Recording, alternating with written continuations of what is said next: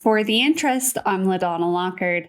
I'm here today with Phil Treadwell. Phil, you are with M1 Academy. You're the founder. You're a mindset coach.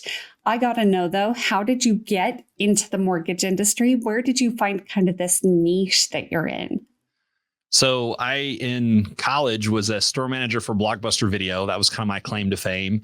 And thought I was going to go to retail management. Didn't like the hours. So I started doing a little bit of sales. But my dad was a builder, and I thought I was wanting to take over his company, but he really wanted me to see what else is out there before I decided to do construction for 40 years. And I answered a newspaper ad. They were looking for someone with sales and management experience. I had both. I didn't know it was a mortgage company, but a 30-minute interview turned into about a 3-hour conversation. And I remember the owner of the company at the time said, if you decide to do this, you're going to look back at this conversation one day and cuss me, because once you get in the mortgage business, it's really tough to get out of it. And here I am 20 years later. Wow.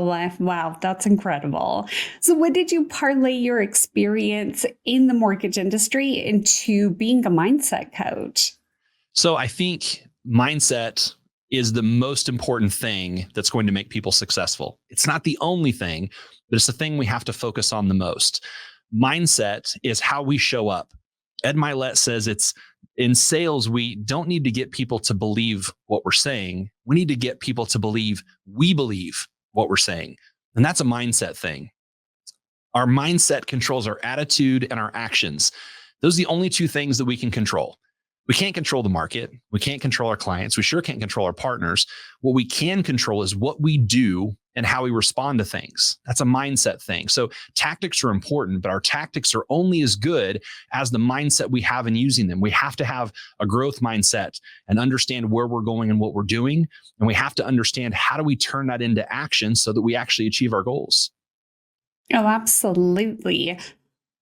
Being that we're in such an interesting market right now, it's hard for people to stay motivated. It's hard to keep your spirits up. But what do you tell people who are going through the motions day in and day out right now? What's your advice to them? Yeah, it's a great question. There's a difference between motivation and drive. Motivation is a feeling that comes and goes, but drive is going out and taking action regardless of whether you feel like it or not. And the way that we create drive is first understanding why we do what we do. Why are we in this business? What are we trying to accomplish? What happens to us early in life that either happens to us or didn't happen to us, something we learned or didn't learn that creates us passion about what we're doing? And how does that create our unique value offer? And the other part of it is understanding our North Star. What's the ideal version of us? I heard a quote that the definition of hell is meeting the person that they might have become. Well, I say, heck with that. Let's figure out who that person is. Let's figure out what's the big goal.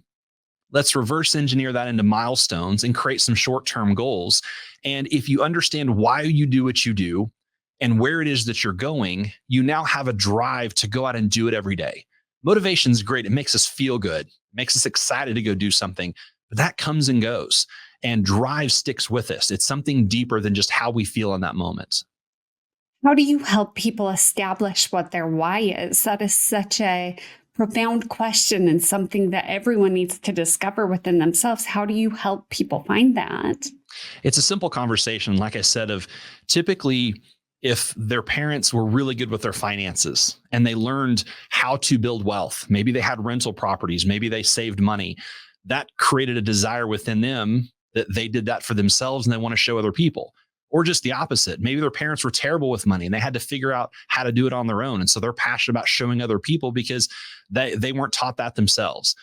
Typically something happened to us or didn't happen to us that has created who we are as a person.